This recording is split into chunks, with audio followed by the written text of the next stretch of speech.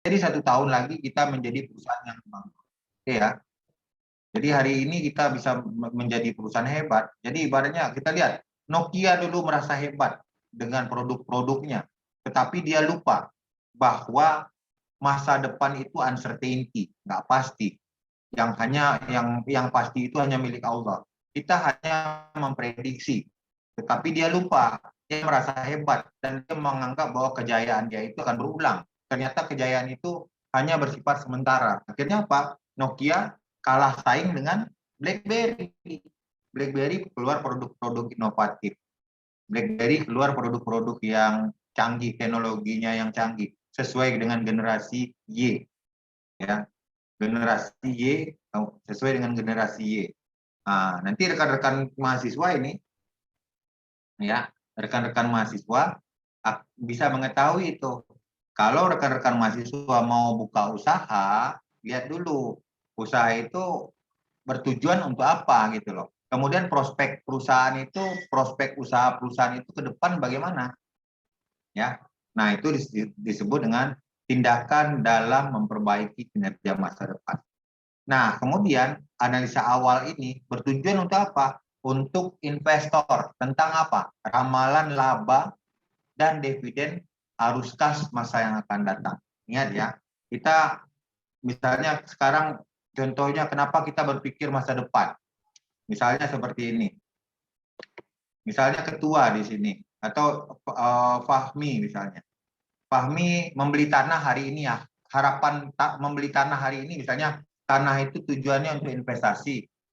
Nah, harapannya apa? 10 tahun lagi bagaimana harga tanah? Naik, Pak. Misalnya beli tanah hari ini 10 miliar. Pasti Kemudian 10 tahun lagi harapannya bagaimana? harganya naik, harga tanahnya. Harganya naik. Nah, berarti ada estimasi di sana. Ada estimasi. Kita membeli aset keuangan, kita membeli saham perusahaan, harapannya adalah uang kita bertambah besar. Dengan apa? Dengan cara yang halal. Dengan cara yang halal ini maksudnya apa? Manajemen yang akan memperkaya kita seperti cara meningkatkan nilai perusahaan. Nah, jika rekan-rekan menjadi manajer perusahaan syariah, ya, tanggung jawab yang paling besar itu adalah bagaimana cara meyakinkan investor prospek perusahaan pada masa yang akan datang. Oke ya. Nah, kita lanjutkan di sini. Aspek pengukuran kinerja keuangan itu dibagi menjadi 5 aspek. Yang pertama adalah aspek likuiditas. Kita ingat, liquid itu artinya apa ya? Mungkin Fahmi bisa memberikan gambaran. Liquid itu artinya apa?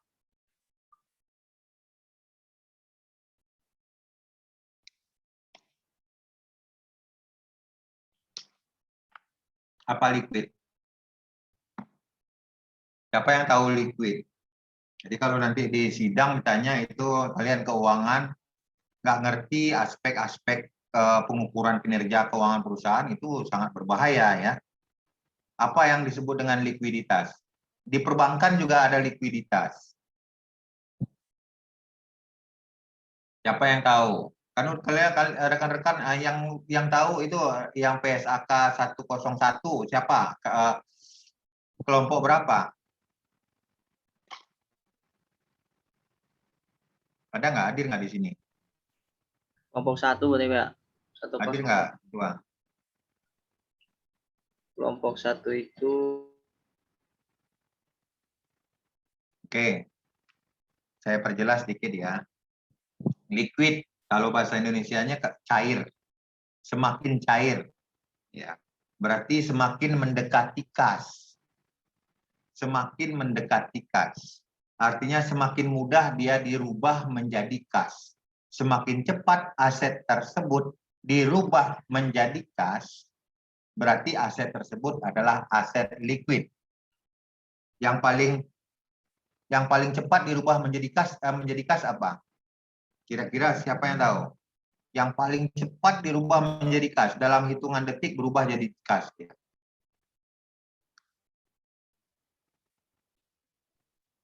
Kita butuh uang, kita jual tanpa mengalami penurunan nilai. Ingat, tanpa mengalami penurunan nilai.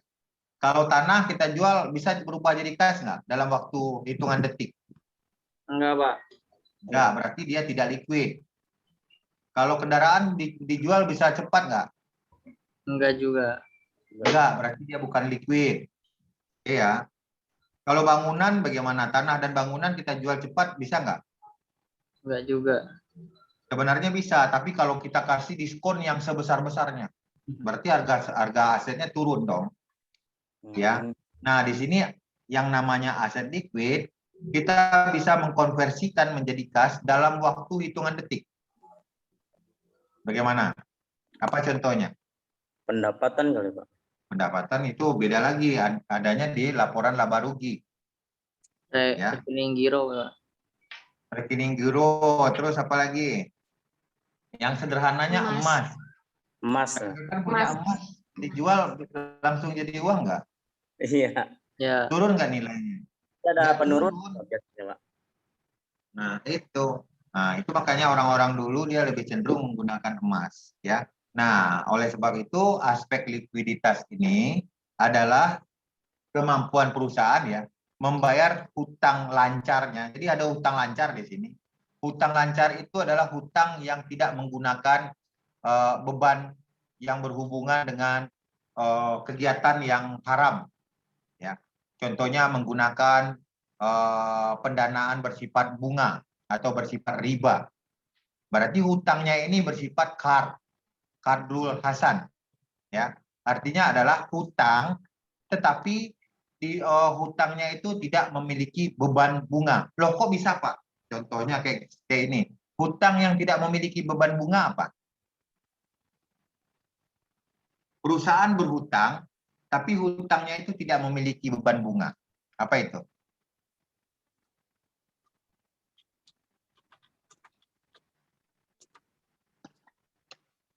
Apa? Contohnya apa? Perusahaan beli bahan baku ke pemasok, bayar langsung hari ini atau berhutang 30 hari ke depan? Berhutang.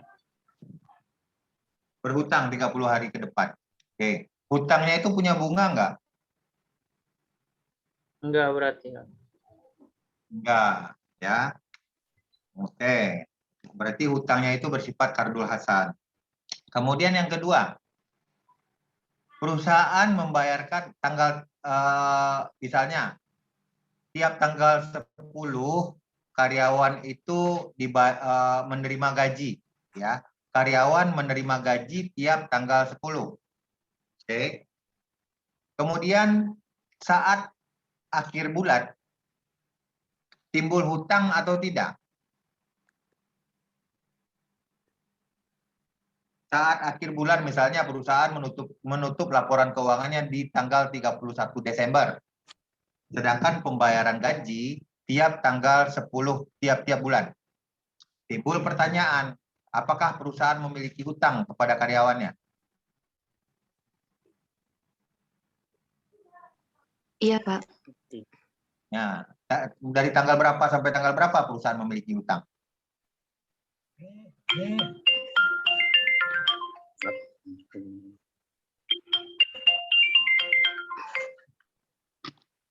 Dari tanggal berapa sampai tanggal berapa? Dari tanggal 11 sampai tanggal 31. Sampai tanggal 31.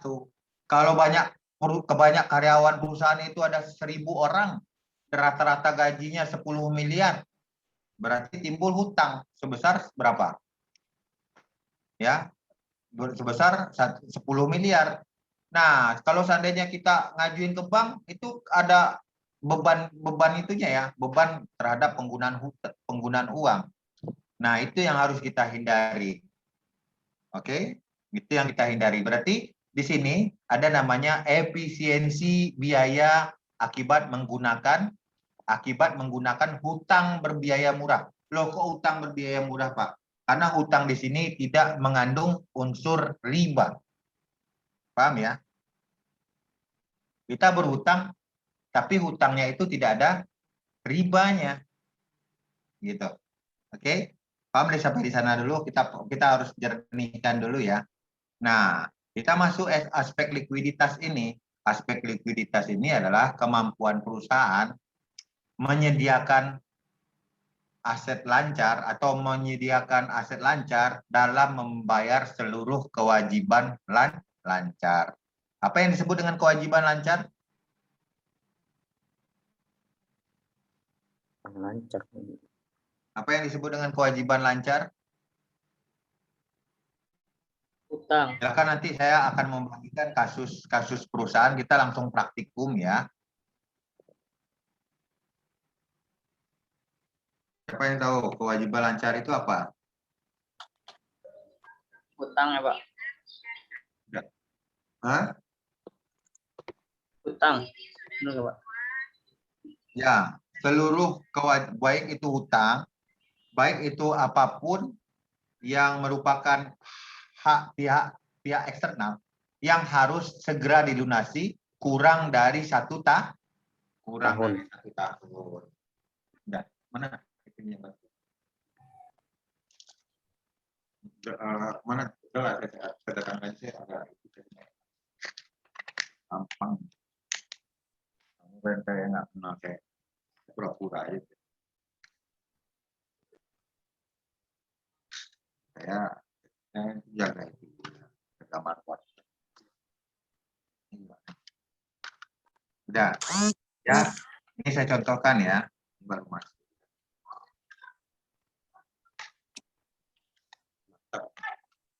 Sebentar.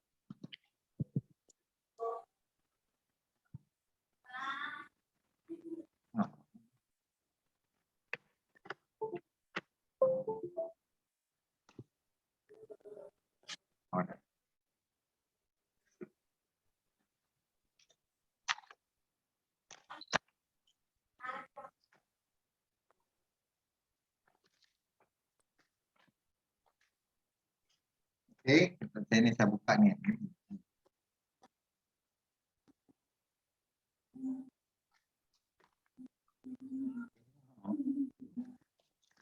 Ada orang yang bosan ini malam ini.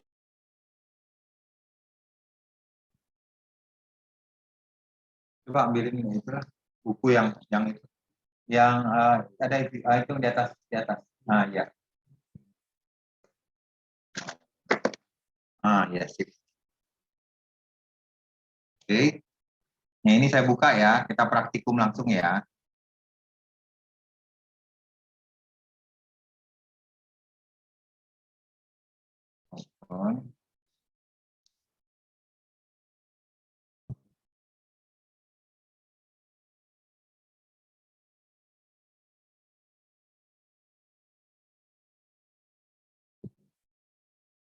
Oke.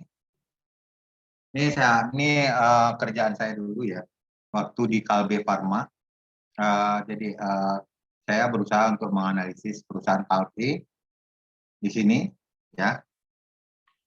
Kalbe Farma itu adalah salah satu perusahaan yang memproduksi obat-obatan, kimia, dan ini. Tapi perusahaannya tergolong perusahaan syariah, ya, termasuk isi.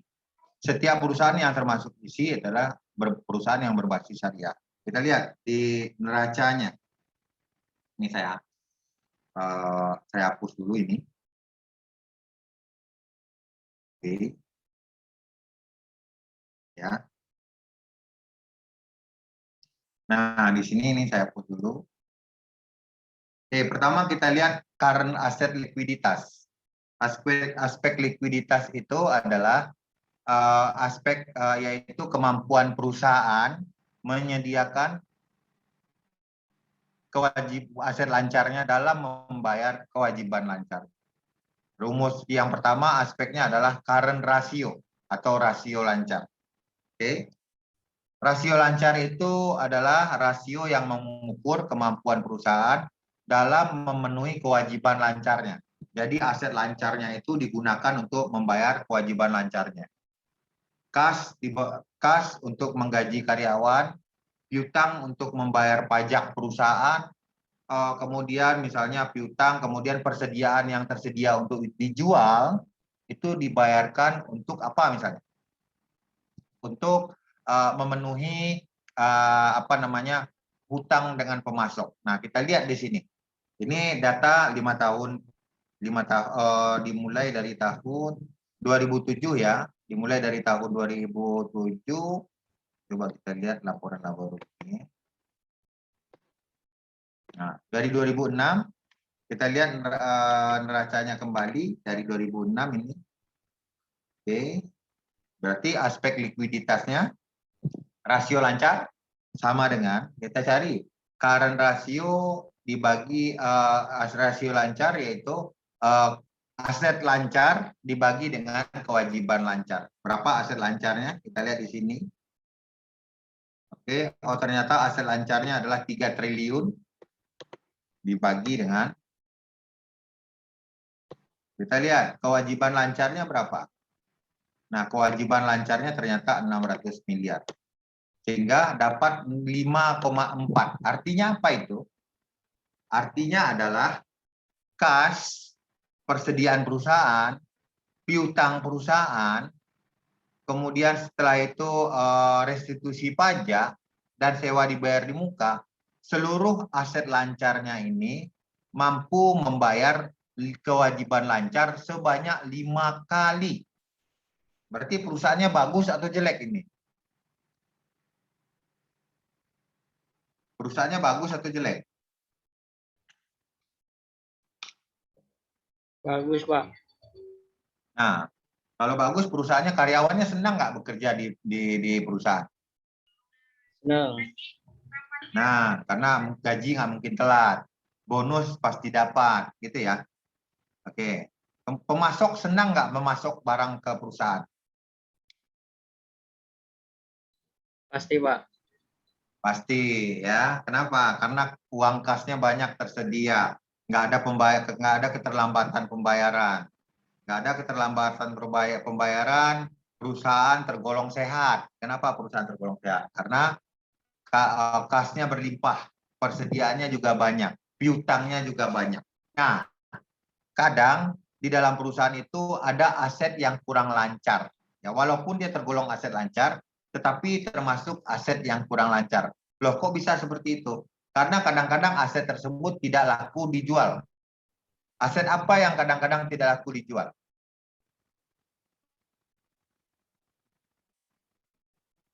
Aset apa yang tidak laku dijual?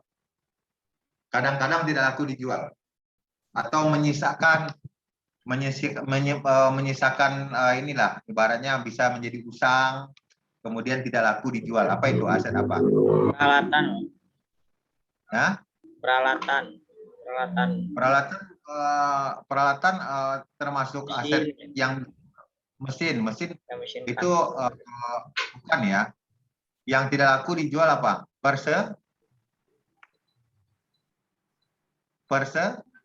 Persediaan. Ya, persediaan. Kenapa? Nggak mungkin kita membuat persediaan semuanya, setiap persediaan yang kita buat seluruhnya bakal habis dijual oleh konsumen. Bakal habis terserap oleh konsumen. Tidak mungkin ya. Perusahaan jual mobil, seluruh mobil yang diproduksi laku terjual nggak? Nggak laku terjual. Nah, produk yang tidak laku terjual itu akan ketinggalan model. Yang menyebabkan terjadinya kerugian penyisian piutang. Oke.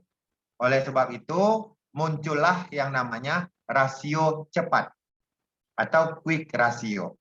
Sehingga aset yang kurang lancar dikeluarkan. Rumusnya, ini saya buat aja rumusnya di sini ya. Nah, di sini rasio lancar adalah aset lancar dibagi dengan kewajiban lancar.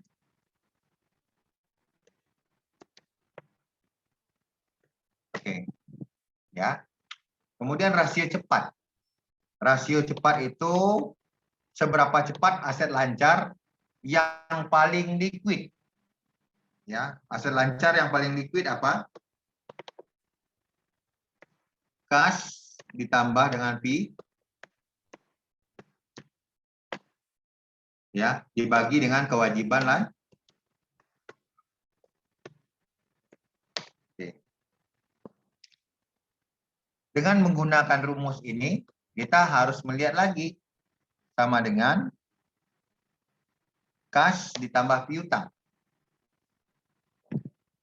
Kasnya 1 triliun ditambah, ini dibuat dalam kurung dulu. Kasnya 1 triliun ditambah dengan piutang. Piutang kita ada 2, piutang usaha dan piutang lain-lain. Berarti ditambahkan semuanya.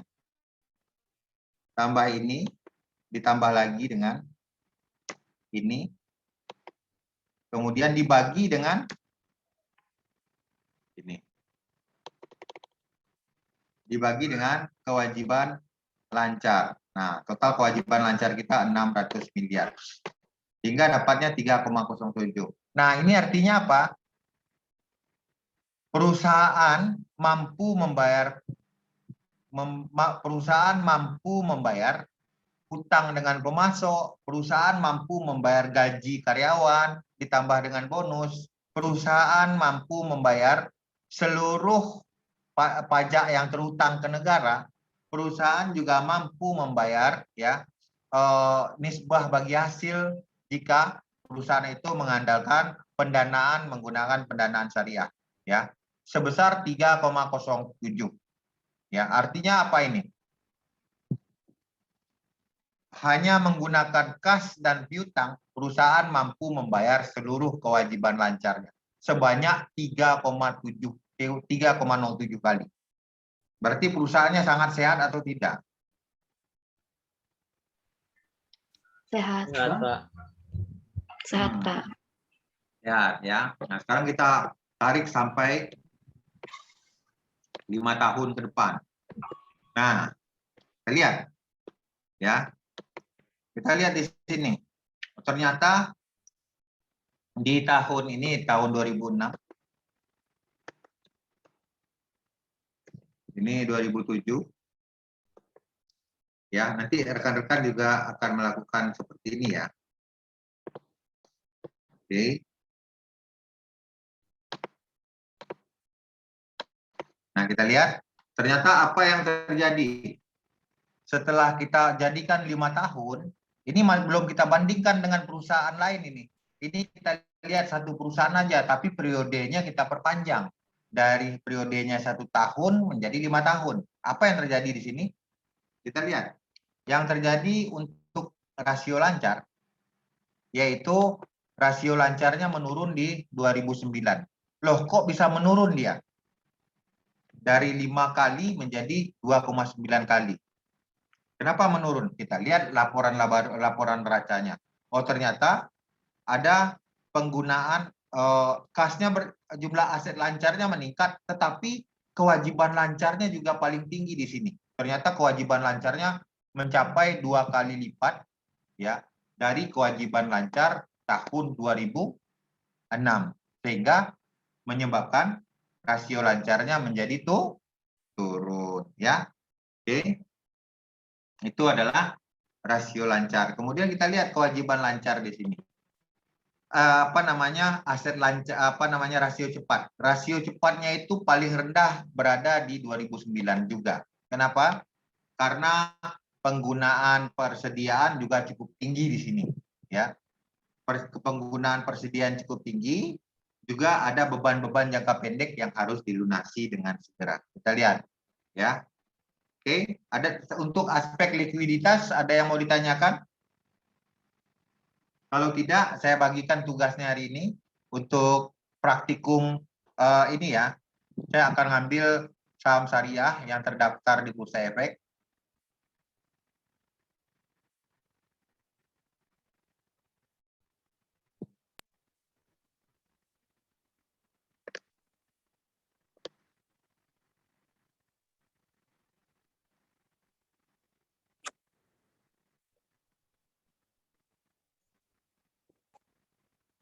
Oke.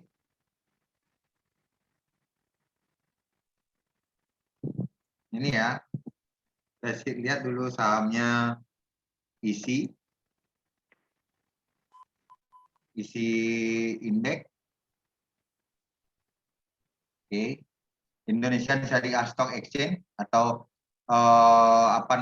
pasar modal syariah Indonesia. Nah, di sini kita lihat untuk isi sendiri ada 400 perusahaan. Oke, saya bagi aja langsung kelompoknya. Kita langsung membedah laporan keuangan. Oke, untuk Fahmi Ali, Astra Agro Lestari. Untuk siapa? Ketua apa ya? Adaro Energi untuk Abdul Latif. Kemudian untuk si siapa lagi nih? Kita berapa orang nih? Untuk Yunita,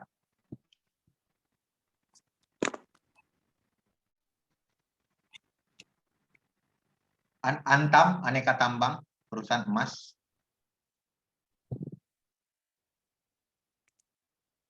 Untuk Ahmad Wiranto, perusahaan otomotif ya. Hobi mau otomotif ya, Ahmad ya. Perusahaan otomotifnya Astra Internasional, ASI. Nomor 29. Oke. Kemudian siapa yang belum? Dewi belum ya?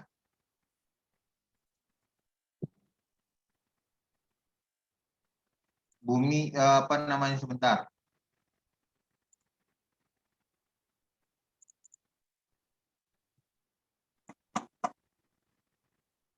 Kalau untuk Dewi Beris atau Bank Syariah Indonesia. Dewi Kolifatul Tur ya. Oke. Isha Kamelia, Bayan Resource. Nah, ini saingan dari ini ya, Bayan Resource bagus. Sudah? Isha? Iya, Pak. Ya. Kemudian Irhamnah. Irhamnah coba Karung Popan, Cepin, nomor 80.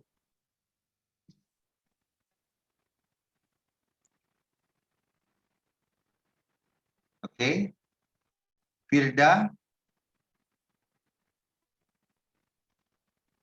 ambil Ciputra Development.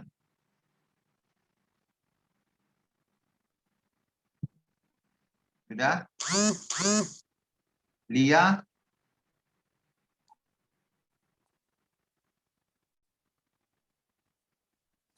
Elang Mahkota Teknologi, LMTK, perusahaan teknologi. Kemudian siapa tadi itu? Siapa yang belum? Halo, siapa yang belum? Sudah semua? Pak. Siapa? Siti Hamidah belum, Pak. Siti Hamidah. Siti Hamidah, Ensefal Putra Mega Trading. Ensefal. Ensefal itu anak apa namanya distributornya Kalbe Farma, distributornya Morinaga juga. Siapa yang belum? Coba langsung sebutkan aja. Widya, Pak. Bapak, mohon maaf. Tadi suaranya Pas Devi kurang jelas. Yang mana, Pak, saya? Saya juga nggak tahu lagi nih. Saya acak aja. Itu makanya tolong didengerin ya. Saya jadi nggak tahu.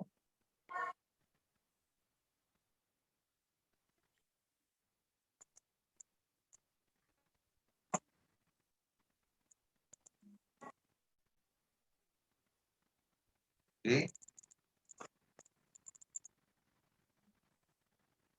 Siapa yang belum? Apipah, Pak. Di mana tadi ini?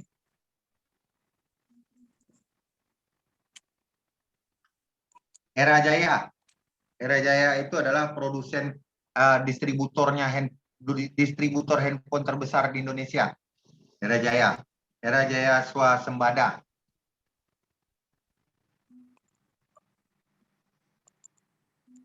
Oke, siapa yang belum?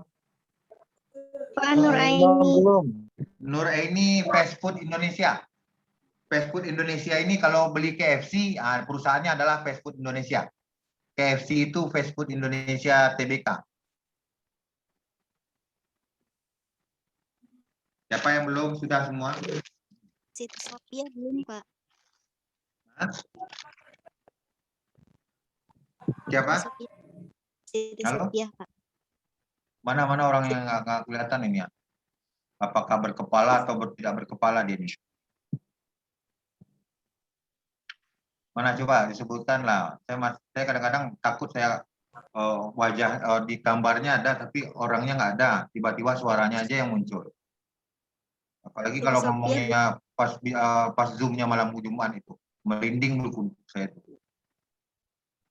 Siapa? Siti Sophia. Ya Siti. Nah itu baru kan bagus itu. Baru kelihatan anak-anak saya semua. Ya. Siti Sophia itu Alfa Midi. Alfa Midi perusahaannya apa?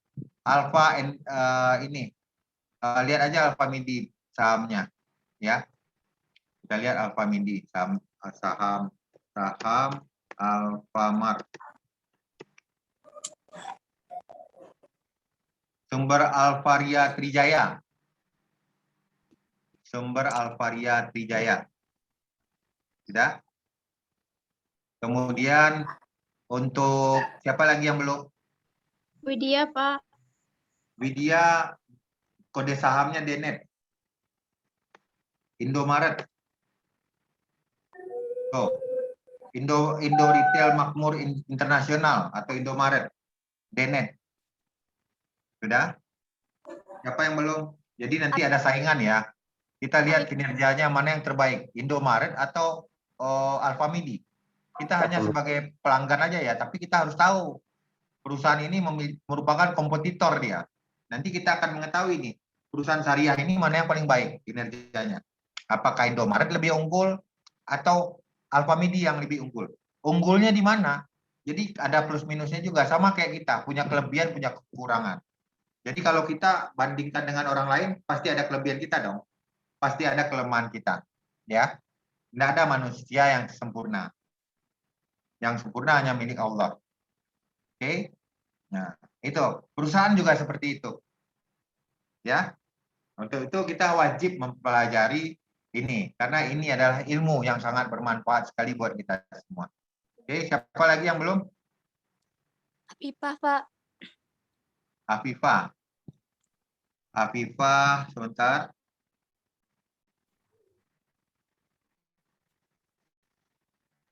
Lotte Chemical Titan. Siapa yang belum? Mas Intan Nurrohmah. Nah, kamu perusahaan ban ya, perusahaan ban mobil mau ya. Perusahaan ban mobilnya bukan ecek-ecek, tapi perusahaan ban skala internasional. Kamu Goodyear Indonesia. Goodyear Indonesia. GDYR. Ya, Sita? Suaranya putus-putus, Pak. Sinyalnya jelek. Masa? Siapa yang jelek? Kedengaran nggak suara Ini. saya? Di sini jelek, Pak. Suara kamu terang benderang loh. Sita itu ya. Sita Goodyear ya. Yang ini ya, ini saya kelihatan. Iya, Pak. Siap. Siapa yang belum? Hadi, Pak. Sudah semua? Saya, Pak. Belum. Hadi. Hadi. Hadi saingan Goodyear. Hadi ambil Gajah Tunggal. Raja Tunggal. Oke, Pak. Siap. Ya, siapa yang belum? Sudah semua? Kalau sudah saya kunci. Sudah? Kang Imam belum, Pak. Kang Imam Fajri. Siapa mana orangnya nih? Hadir, Pak.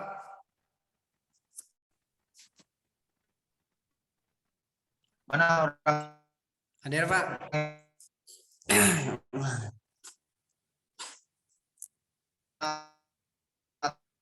Kelihatan. Oh, mana Sinyalnya orangnya? kurang jelas, Pak. Hadir. Sinyalnya kurang jelas punya Bapak. Ini penuh sini 4G ya, penuh. Agak ngendat-ngendat Pak suaranya. Coba saya inikan dulu. Penuh ini sinyal. Bagus.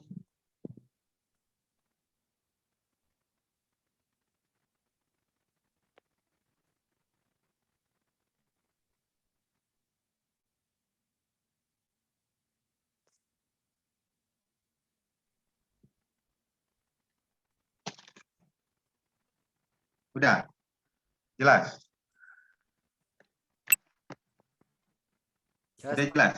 Jelas.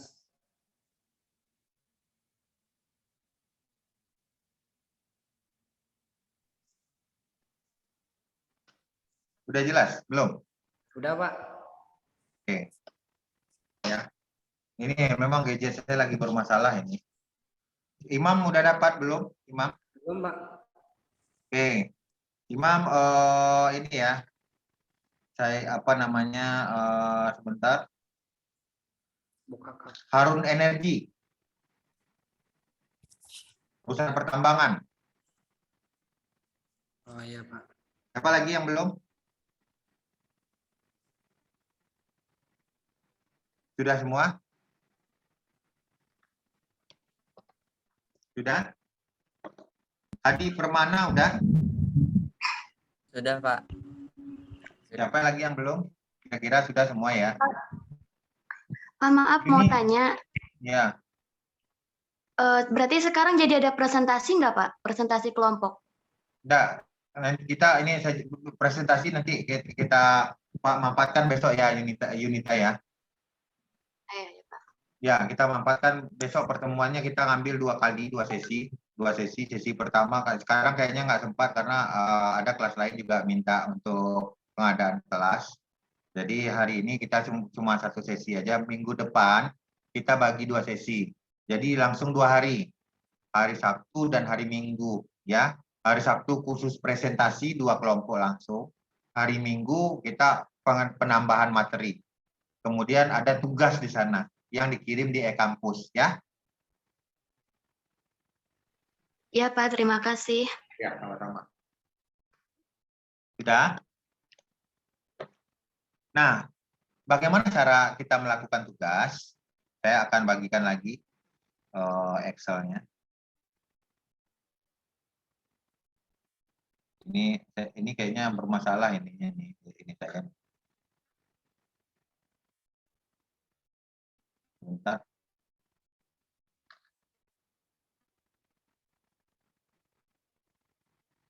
Saya keluar sebentar ya, ini lagi bermasalah, nanti saya masuk lagi cuma dalam hitungan detik. Ini ada bermasalah Zoom saya. Kang Latif tadi tugasnya apa? Saya juga nggak ngerti. Ntar dijelasin, mau dijelasin. Rangkau. Tuh, pusing. Minggu ini banyak tugas. Dan mau UTS ya? Ya, minggu depannya UTS. Keren. Minggu depan UTS ya? Iya, Pak. Mulai Udah tanggal lama. 8, Pak. Habis minggu depan kan kita hari Minggu kita bisa ini. Masih Bisa di langsung presentasi. ya, kalau perkuliahan minggu depan masih ada perkuliahan, Pak. Yang libur UTS-nya itu atau yang dipakai UTS-nya minggu selanjutnya 2 minggu lagi tanggal 14. Oh, gitu. Berarti minggu depan 2 kali pertemuan ya, Ketua. Iya, boleh. Oke. Kita lanjut. Coba saya share screen. Ini masih disable ini.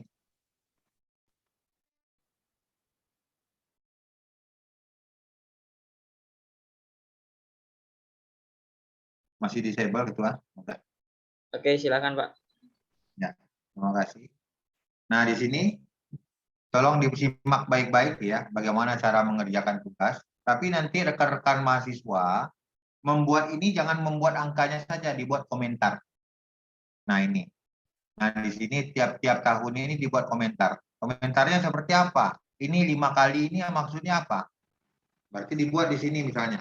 Berarti kemampuan perusahaan membayar seluruh kewajiban lancarnya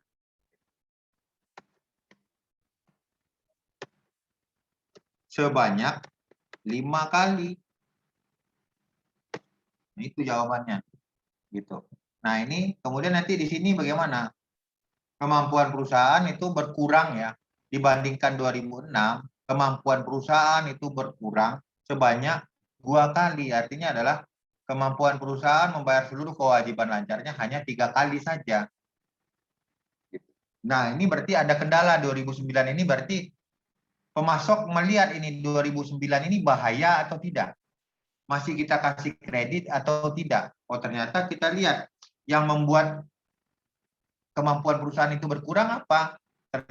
Ternyata perusahaan menambah utang lancarnya. Kita lihat utang lancarnya di sini. Kita lihat utang lancarnya itu.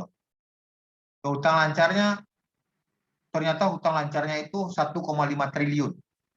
Dari 600 miliar di sini meloncat menjadi 1,5 triliun. Ya, berat. Sehingga akibatnya apa? Akibatnya rasio lancarnya semakin turun karena pembaginya gede di sini ya. Kita lihat perbandingannya ini. Nah, seorang manajer keuangan syariah harus bisa membaca laporan keuangan seperti ini. Ya.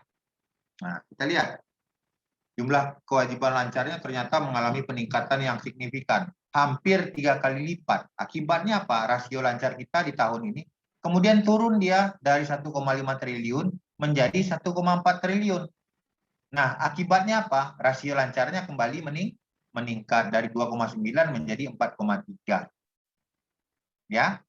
Nah, baru nanti kita buat keterangannya di sini masing-masing. Ini masih 5 tahun. Nanti kita bandingkan dengan siapa pesaing kita.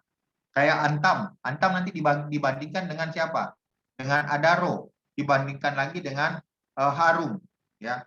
Mana dari ketiga perusahaan itu yang paling baik kinerjanya. Ya. Nah, kemudian rasio cepat. Rasio cepat ini kita lihat. Ini 3,7. Berarti hanya dengan kas dan piutang perusahaan mampu menutupi seluruh kewajiban lancar sebanyak 3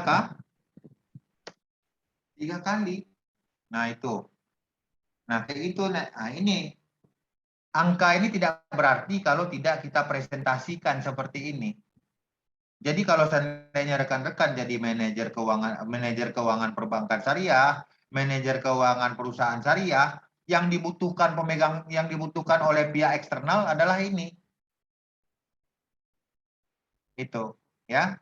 Bagaimana cara merepresentasikan angka-angka yang ada di sini. Oke. Ya, nanti presentasinya 10 menit aja ya per individu. Nanti kita akan mengambil satu sesi khusus untuk mempresentasikan terkait dengan aspek kinerja keuangan perusahaan. Oke. Ada yang mau ditanyakan dulu di sini? Terkait tugasnya, Pak. Sebenarnya saya masih belum paham. Nanti itu kita nyari data laporan keuangan seperti ini di. Oke, baik. Bagaimana cara mencari laporan keuangan perusahaan? Ya, itu pertanyaan yang bagus. Saya akan menunjukkan.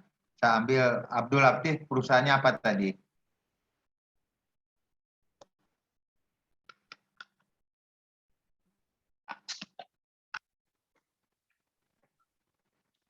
Apa? Adaro Energi Tbk. Adaro Energi, kita buka aja ya. Saya share screen dulu ke mana ini? Nah, ini. Ya, di sini. Kita buat aja laporan tahunan. Di sini kalau mau laporan tahunan. Laporan keuangan boleh juga. Adaro. Adro. Kita lihat laporan keuangan Adro. Mau langsung ke perusahaannya, bisa. Nah, ini tangga, ini boleh, ini kalau per tahun boleh Pak, boleh. Kita start download aja, open. Nah, ini. Nah, ini ya. Laporan keuangan kalau seandainya kita ambil satu laporan keuangan itu laporan keuangan untuk satu ini ya. Laporan keuangan yang kita ambil satu file ini sudah memberikan informasi langsung 2 tahun. Tahun 2019 dan 2020. Itu yang disebut dengan pembanding atau mismatching, ya. Nah, kita lihat di sini. Yang kita ambil apa? Nah, kita lihat di sini. Mau kita percepat aja. Nah, di sini. Ini aja yang dipindahkan ketua. Kita misalkan pindahin aja ini. Ini Ya. belum muncul Pak di saya Pak. Oh, Masih gitu muncul ya. screen-nya masih ini. di Google. Yang lain juga Diulang sama. lagi, mau diulang lagi. Ini Iya. seperti ini tadi. Masih di Ya. Masih Nah. di Google. Oke, udah muncul. jati. Oke. Nah, udah. Mindainya gini aja. Nah, tarik ini. Atau bisa langsung ke Word boleh juga. Kita pilih ini ya. Misalnya copy aja ini. Control copy. Pindahkan ke Excel. Nah, di sini.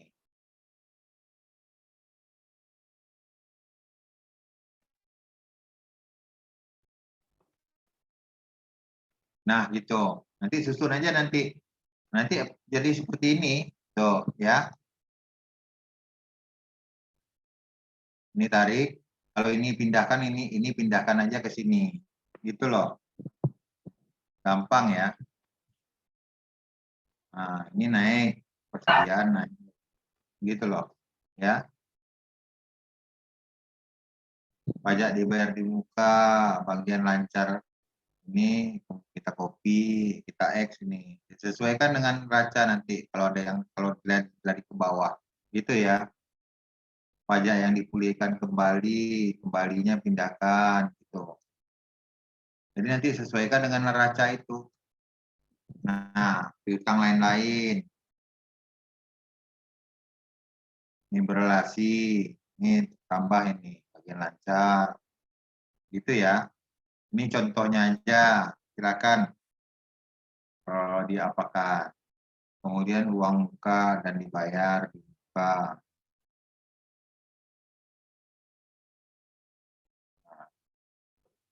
Nah, gitu. Ya. Bisa ya dibuat kayak gitu. Ini aset lancar. Ini aset. Aset itu yang pertama aset lancar. Ini kita apakan. Kemudian dibuat ini dimulai apakah di sini yang tahun paling tinggi atau di sini tahun paling semakin ke sana semakin tinggi dia atau semakin ke sini semakin tinggi, terserah kita. Tapi bagusnya kalau Excel biasanya semakin ke ujung semakin tinggi. Berarti kita buat di sini tahun 2000 berapa, dimulai dari 2015 atau 2016 misalnya. 16, 17, 18, 19, 20. Berarti 16 di sini tarik 2017 gitu ya. Ini sampai ke 2020. Nah, ini pindahin aja. Datanya sudah dapat kita. Sudah. Kita kembali lagi ke sini. Nah, ini. Tuh. Copy aja ini. Nah, pindahin aja ke sini. Gampang kok nyadurnya. Paham ya? Nah, pindahin ini ke sini. Ini tahun berapa tadi ini? 2020. Pastekan aja di sini. Udah kan? Bisa nggak kayak itu? Kemudian pindahin lagi 2019. Boleh cara saya seperti ini atau buat ketik sendiri juga nggak apa-apa. Terserah mana yang paling efisien. Nah, mau dicoba lagi untuk tahun berikutnya. Nah, ini. Copy, kita coba. Ini. Pindahin lagi yang 2019. Nah, seperti ini. Bisa kan? Udah dapat 2 tahun itu. Bisa nggak kayak gitu? Iya. Insya Allah, Pak. Setelah itu dikasih komentar berarti Pak ya. Ya, langsung kita ini kan data-datanya kita pindahkan untuk 5 tahun. Ya, ini masih dalam aset lancar. Kemudian untuk kewajiban lancar kita buat juga seperti itu. Yang perlu kita pindahkan adalah hal-hal yang pos-pos ada yang ada di laporan keuangan seperti ini. Nah, ini jangan yang ini nggak usah ini karena dia menggunakan 2 bahasa Inggris dan bahasa Indonesia. Belum ada bahasa Arabnya ya. Cuma 2 aja. Nah, nanti diterjemahkan lagi di bahasa Arab, saya kurang mengerti ya, belum lancar lah. Jadi ini aja dipakai. Nah, sampai ke bawah ini. Kemudian nanti di ini untuk di Excel tiru format seperti saya ya. Nah ini di Excel tadi ini dibuat di sininya neraca. Neraca, bukan neraca jahanam ya. Kemudian selanjutnya apa lagi? Laporan laba rugi. Laporan LR. Laba garis miring rugi. Garis miring rugi. Nah, gitu. Lebih jelas kan? Laporan laba garis miring mana garis miring. Oke, laporan LPLR juga nggak apa-apa ini. Atau pakai spasi boleh juga. Laporan laba rugi. Nah, laporan laba ruginya di mana, Pak?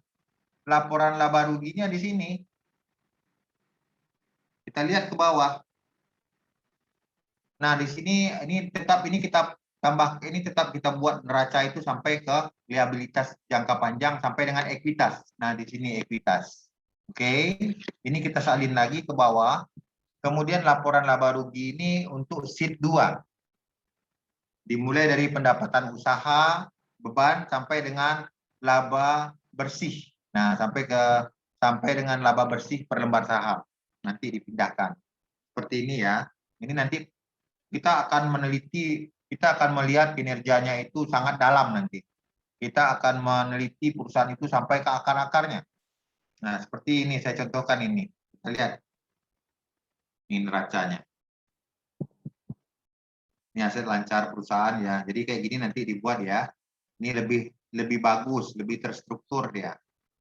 Nah, kemudian ada kewajiban lancar. Kemudian ada kewajiban tidak lancar. Kemudian ada ekuitas yang neraca sampai ke bawah.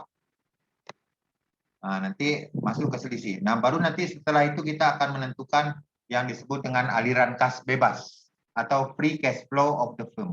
Aliran kas bebas untuk perusahaan syariah, bagaimana cara mencarinya. Ya. Kemudian untuk laporan laba rugi, nah seperti ini. Ini yang baru di di kolom di sheet yang baru gitu. Sampai juga ke bawah. Analisisnya nanti akan seperti ini nanti ya, gitu. Jadi analisisnya kita akan lebih mendalam. Ini analisa rasionya nanti ini. Kita buat analisa rasionya seperti ini nanti ini, ya. Nah, ini nanti dibuat seperti ini. Nah, itu ada rumus-rumusnya. Ada rumus-rumusnya, ada keterangannya di bawah. Ya. Nanti ini yang akan memberikan gambaran, oh ternyata perusahaan kita posisinya berada di antara. Oh, perusahaan kita masih tergolong sehat. Oh, perusahaan kita masih menguntungkan. Oh, perusahaan kita seharusnya 1 tahun lagi masuk ranah pengadilan. Kenapa? Karena perusahaan kita itu dinyatakan bangkrut. Nah, untuk mendeteksi itu kita harus membuat seperti ini. Ya, ini. Jadi ada rumus-rumusnya itu. Rumus-rumusnya silakan nanti dicatat aja.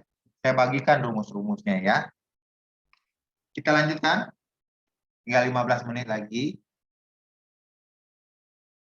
Kebetulan saya ada ini ya. Kita lanjutkan sedikit.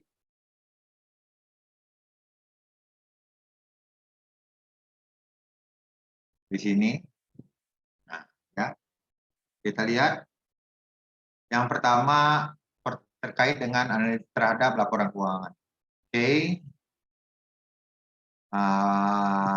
Aspek likuiditas yaitu kemampuan perusahaan, yaitu kas perusahaan, investasi jangka pendek, piutang, persediaan dalam melunasi kewajiban jangka pendek.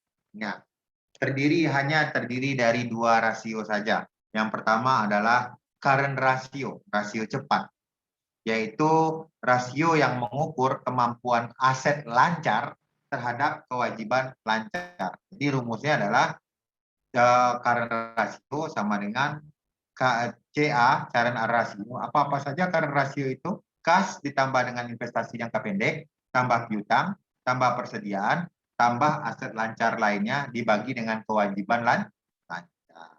Nah, untuk rasio cepat itu adalah total aset lancar dikurang persediaan, dikurang aset lainnya dibagi dengan kewajiban lancar. Ya, seperti yang sudah saya jelaskan tadi.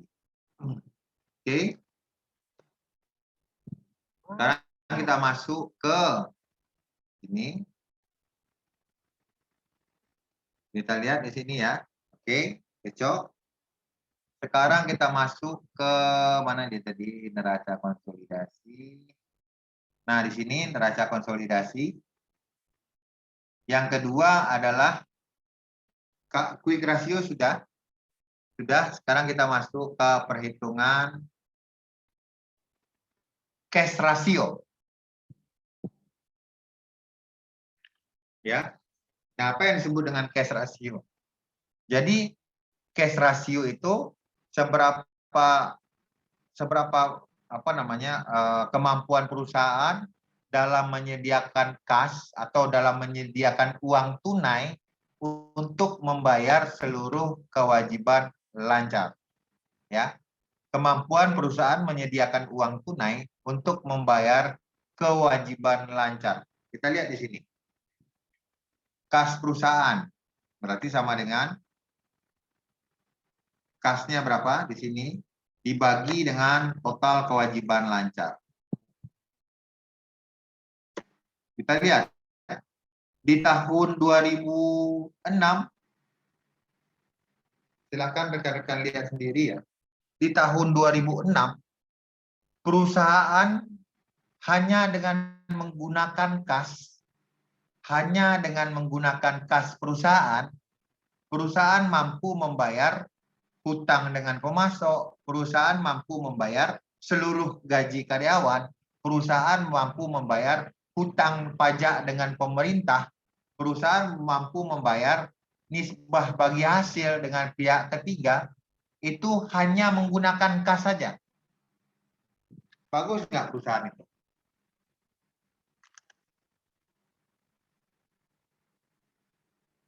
Bagus nggak? Ya, sangat bagus ya. Jadi hanya menggunakan kas, perusahaan mampu membayar seluruh kewajibannya. Membayarkan hutang, membayarkan hutang dengan pemasok, membayarkan hutang gaji, membayarkan hutang pajak, membayarkan hutang dengan membayarkan nisbah bagi hasil, menyediakan dana zakat dan lain sebagainya hanya dengan menggunakan kas. Di sini. Ya. Oke. Di sini kita perpanjang. Oh, ternyata mengalami penurunan di tahun 2009. Yaitu di bawah 0,99. Berarti kemampuan kas perusahaan masih memadai dalam membayar seluruh kewajiban lancarnya. Oke, sampai di sini aspek likuiditas ada yang mau ditanyakan? Cash ratio ini rumusnya adalah silakan mau dicatat. Ini. Jadi sebenarnya rumus ini nggak perlu dihafal ya. Berlatih berulang-ulang bisa dihafal. Saya rumus keuangan insya Allah hafal 167. Di luar kepala semuanya. Khatam saya adalah rumus keuangan karena kerjaan saya memang dulu konsultan keuangan. Ya, saya konsultan keuangan selama 5 tahun di Batam dulu. Jadi kerjaan saya membuat aplikasi bisnis. Nanti kalau seandainya berminat, saya akan coba minta waktu 15 menit. Ya, saya akan menampilkan bagaimana bentuk aplikasi bisnis yang saya kerjakan. Ya, nah itu fundamentalnya adalah rumus-rumus keuangan. Oke, kita lihat ini cash ratio. Ingat, cash ratio itu adalah kas dibagi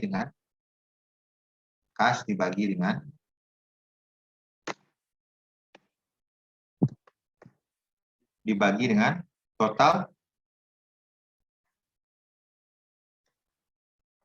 apa? Total total kewajiban lancar. Gitu ya. Oke, sekarang masuk ke aspek manajemen. Nah, jadi kalau rekan-rekan menjadi manajer keuangan perusahaan syariah, yang pertama kali dilihat investor adalah aspek manajemen. Artinya bagaimana manajer mampu mengelola perusahaan seefektif dan seefisien mungkin. Ya. Pertama kali dilihat adalah perputaran ITO atau inventory turnover. Inventory turnover ini artinya kalau ini hubungannya, kalau persediaan hubungannya berarti ke perusahaan dagang dan perusahaan manufaktur. Oke, kita lihat. Yang namanya persediaan itu ada siklus. Siklus persediaan itu dimulai dari siapa? Dari apa dulu? Siapa yang tahu? Kerja di pabrik.